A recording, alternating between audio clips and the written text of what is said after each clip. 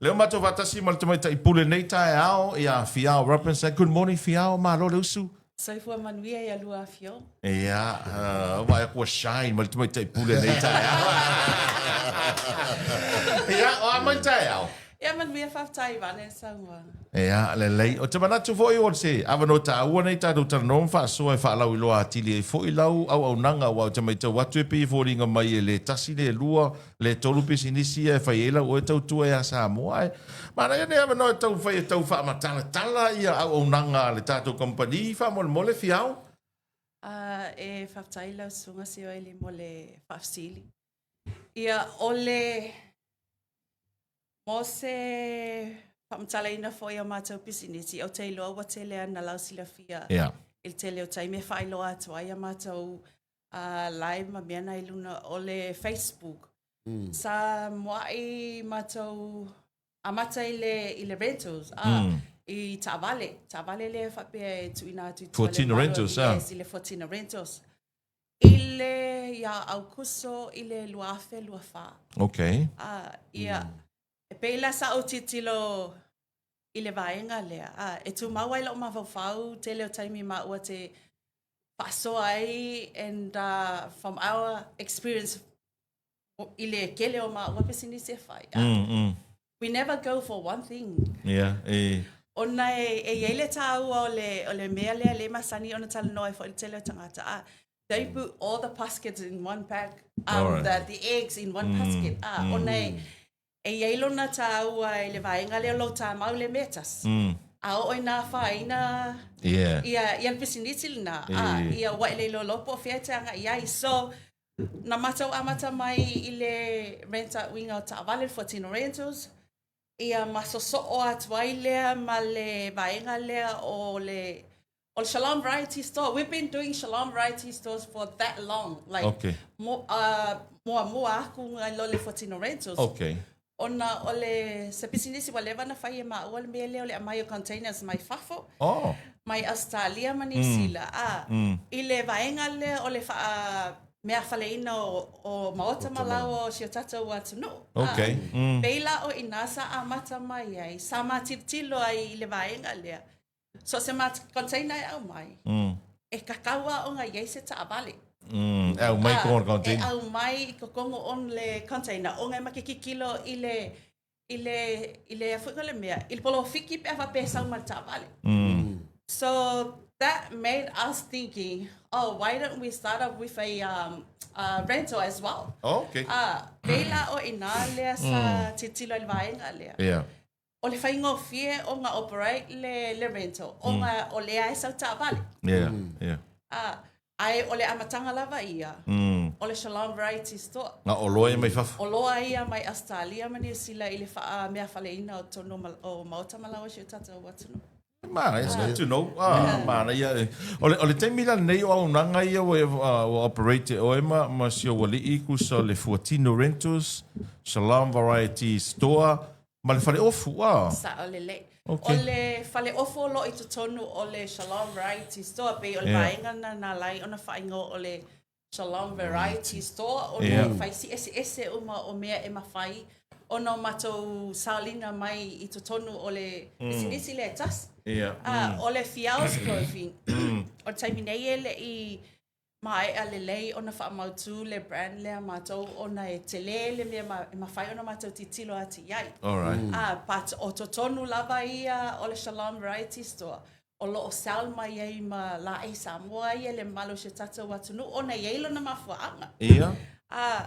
Matou titilo I le tele o taimi o mai e tangata se tata watunu mai fafo. E te le ai mana o mi ale mea lea o le a whapea o mai whalawilawe. E le ngata mana o mi ar Tavale rent.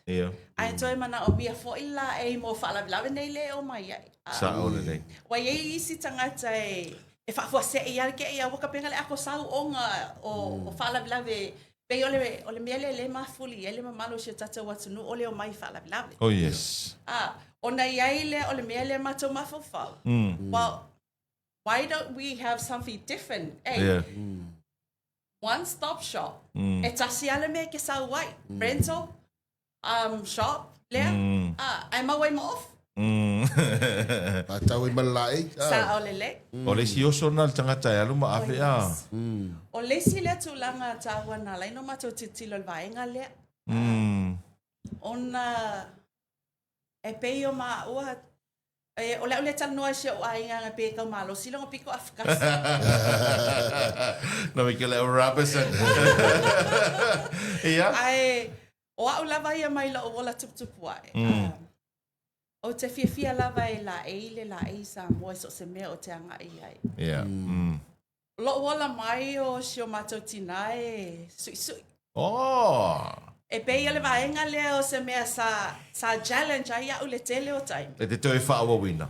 E le ngatai lea. Ai o se mea na o va ai sa secure ai le mea alofa le atua i ona a au. E pei o tūlanga lea fwina le vevesi umatanga te taimi o lota mai. Ala, su ia ngai ko off. Pako asu i aloka ofu kai au le asa. Pako asu i aloka ofu kai au le asa. Kusa leaka ke mawa whaupe ai e soka ofu pele ai. No Ia wonder. pei la o i. E sai ai le mele i lo loto. Wala mai fo ia o tirtilo. A whape mawhai e lo tina, si o mātou tina. O le ale mea o le ale mawhai ai. Ma le si mea o kiki o le leima si o mātou. O se solo le mera whai lo makua. E leima si o mātou e teine, le whanau teine a lo matua e ono teine tasir tau. Pe e kau wanganga i le ala wa ale sau masilo makua. Mea lofa i au a au. Beila o le matou mowai Australia lua fesfutolu.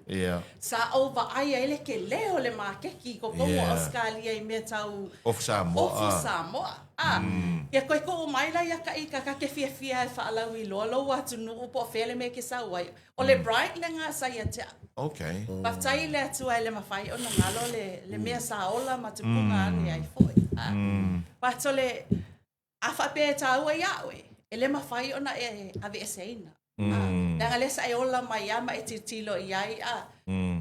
Pela o le vaenga lana sa ku'u ai lo loko. A whape o te fia e ofule la e Samoa. Longa winga e kakau nga kelingi kupe le ako pa'u a Mr. Robinson. E wha ofu ai a ule nei. Langa e kau nga ka. Yeah, sa o le lei. E kau nga ka. Koe whai nga ka longa sa ilinga. O le sia ka nga kai sa wainga e Samoa e bako nga ofu. Yeah, sa o. Langa sa tupul mea nai a maua luafes fulu luafe maleiva. Ina ua ta uan malanga i oi Amerika le se tase insurance sa whainga luenga i New Zealand. E na o le whaaso. Mantua lea o te Talanoaga atu. O se mea sai to tonu i atea. Lo o wa ai pea i le matango fie. O lo la e ina o le la e Samoa. O Amerika nga o le au papa e ai ke le wa ai ai ke le o kaimi mea function me whapenga. Sai ai e lo o manatu. A ule alu mangia o ofu manga ngai e sui mai Samoa. Ile o au Samoa. I have to represent. Lo o kangaka o au o le Samoa. Mana ia. O whea le ele maketi o le afo, i lo whare ofu. Samoa. Ofu ia like dresses, pule tasi. Whea le ma mafa i ele maketi le whatawina. O i nei locals or overseas. O te vai ai whai au lives vo i e. Whaftai tolonga tau. Tolonga taua. Tolonga taua. Ia. Mo le whaafesili. O lau tiritilo i ai. E le o mafuli se mea tasi. Okay. O lai pārengi a. Yes. O ngā o le mea lea o te tiritilo au ia i ai. E o ai tangata o lo o papa ao malala i tonu si o tata watu. O lo whatau waina o se mea fie fo i lea i a mātou. O lo o whatau ina e la tau fo i le la eima fie e ofu pe la eina fo i o tātou ofu le ia Samoa. Ia te au lava ia. O lau tiritilo ia iele o iai se sengal make ke alu i fafo. Ma totonu i si o tātou atu. Lo whawtai. Ia ono le swinga tele we ele nei vai tau nua. Kai peo le mele we ngai. Ai mesi ale tau i tūpā. Ai mesi ale tūpā Tamaitai. Ele tu lou o le tala sao a. Sia ngā fuela e kawai maa e kai kai. Whai wha poi ponga. Su e lo fofou. Ai awara ko inga me mga match. Io e fai fa poi ponga o fufou, aso whanau o fufou. Ai me se la o vai ko inga style le sui il Shalom. Al mukam kau kia. E pe o ko inga le wingi, po le fo el kako ko fa so. E mana o ama mi fai asi o fufou. Ole event sama le fo. E lo kamaka. Ai lo kamaka. E mana il tulanga le wa o ia tatou fa soa. Ole ke leo au live e whai lunga le o lau Facebook page. O te mana o lawe e ku lei le vaenga ta ua lea o leo langa wha leo lunga li. I le tu langa leo a vai nei e taimil nei. O le kele o le tamau a inga o se tata watu nuu le e earni te tonu o le loto i whale o le a inga. E alu i wha vila. Oh yeah. Oh yes. Yes. Pa o le mea lea e kelea o ke kalangoa ia uia. E le whape o le a o suia se mea na ola mai e tātou pa. Wa ese le tātou fōle nei ua tātou wola ma soifua ne ai. E le o koe iai le o langa le late 80s, 70s and 90s le sa iai tātou. I le vaenga le pe ia e le whaia le whaala vilave o pusi avenga mamafa. Pa tau le mea le ka whakaua i. We sometimes need to change our mindset. E ka kau o ngā build up ma le lei to tonu o le ainga. I le vālea, i le nofo ai o le tane malana ba. Le angai pei o le, o kako wakungo, o se kungo o ke li siango. Ameni. E talanoa mai atu spa ia le asa e tau lesi asu sa. A o lau tiritilo, e le o lai. Pōrua o lai. Alo, mana ya mana ya faso a fiao. O le foi ele se ona nga o tō piriki. Sa o le lei. Whaftaia lewa mai le vaenga, le pēna o tāua. Sa tiritilo to toa i vaenga e te tau o na whai ina ia awane i ngata.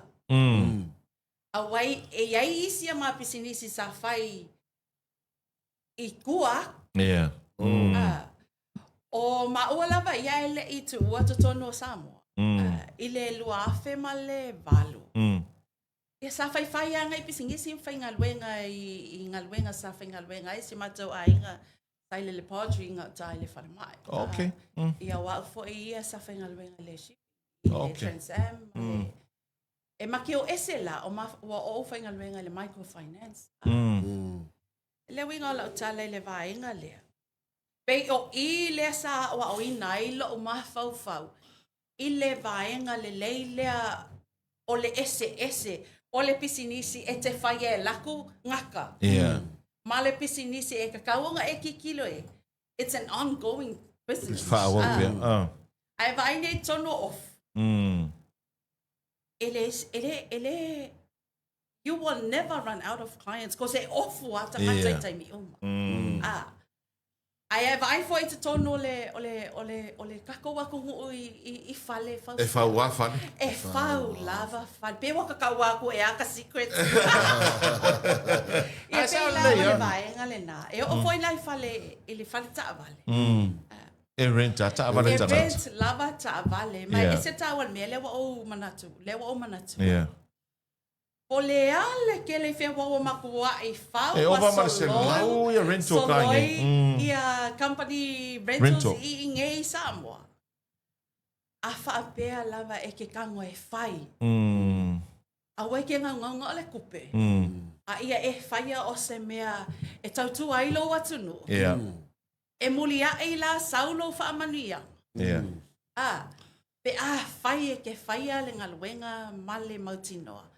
O se mea ele lei ele stangata. O le taua ia le mea lea. Kango e whai oe matali mana o le mana onga o le stangata. Malo, whaftai. Malo, whaftai. O la nisi au nanga wai ese mai vai, ngai tātou tanoa e. O le taimi nei masalo maybe in 2 weeks. Ua tata o atul vaenga meka accommodation. O fale wha Airbnb. Okay. Ona e iai lona ese nga o le fale wha rent. Ma le fale fo inga le mo kangaka ia e o my short stay. E malanga mai fafo. Ia matotonu fo i o se tātou atunu. Okay. Ia o te masalo o le lua vai aso o lumanai. Yeah. Pe a mau pea le soifua ma le ola mai si o tātou tamai le lai. Ia o le ama whai ai o na whaatanuina le vai. Mana ia. Wa leva o na whaasala lau atu, wa leva wa kele ma go bookings, wa confirm and all that, but e le ma whai o na matutu ua se au nanga i le mamalo se tātou atunu. Yeah. Ai le i Se lau mauti pasene. noa ma se lau pasene lo na whaatinoi. Okay. Malo, whaatai tele fiao ono le tātou taimi. Ia au te loa watu nea no e te sau noa mai e whai u tātou nong. Ma whaalau i loa atiri le atunu au nanga ia ma contact details. Fo i lele na ia a watu o tele la taulai mai mua mai whafo. Ia mai se fo i locals e ma whai ona fiso tai mai e whamon mone. Whaftai lewa si o eli o lea o te ilola a whamaeina ia le tātou a whatatanoanga nei mai ngā le aso e momoli atu ai. Lau whaftai te le lava i le mamalo o se tātou atunu. Ia e mo i lava i nisi tangata nu o nisi atunu. Pata o le mamalo lava o se tātou atunu. O loo mawhai o na langulango ina fo i na mātou o nanga i so o se vaenga pe on ta ua. I le vaenga ta ta avale. O le Shalom Variety Store mo le piliki ia ma le fale ofu ma le tele o nisi vaenga. E le mawhai o na tui titia lo mātou anganga o le whaftai. I le tali mai fo i a le mamalo se tātou atunu. I le tūlanga fo i o le whaalauloa i nā toa mātou business whaftai te le lava i la o tau langulang. O le Fuatino Rentals o loi i le funga lei complex i funga lei.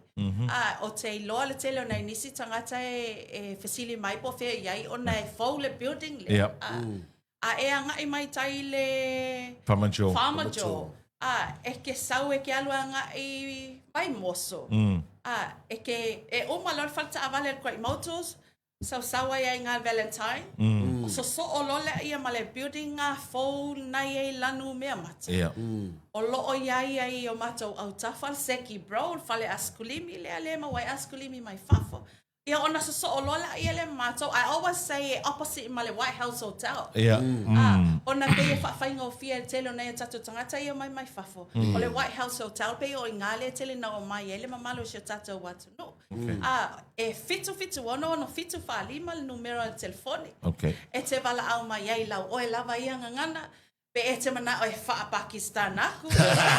Pe wha Vietnam.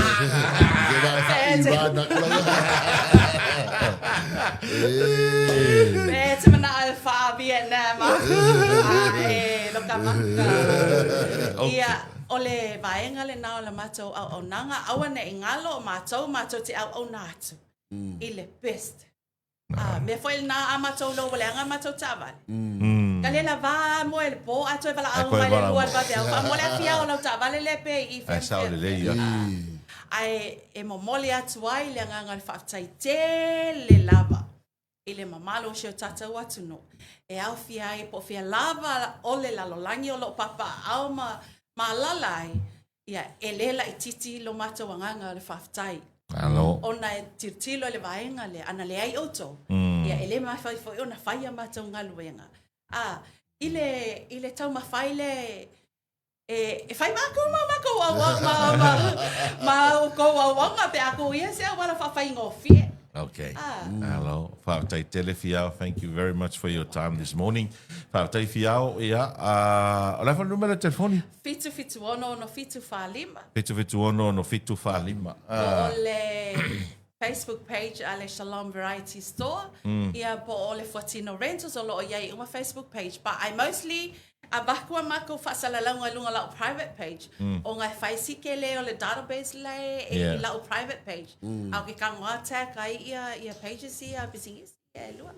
Manuia o whaivo nei anga tinunga. Manuia foi por kalame o tuto tas. Ia, manuia foi le atua I whaiva lo filima o le a ngai atu iai ia lua fionga nei aso. Okay. Ia, awane iai se maa whaalawea. O fiawe sa o ere kala le si no makua. O la wanga wafo ia I kue lua fo I o whamasingo. Whai le mediation fo I lea. Whai kano wanga fo. E vai mai, la aku le skanga ko le si mediate. Fa singa. Alo fai mai po a me lo la singa. Ora le ka la u ma ke yo fia. Alo fai mai ka ui, ole tine pa e le. Se pa mole. Ele so ka pala ko yo ka mai. Pa ria de asa via. Ia mania tele a fa sa ngo to ya le ya. Ora na fa fonga mai mole to no ia ole compound le funga le complex ia te mau ia o nanga ia pe ona ta ua.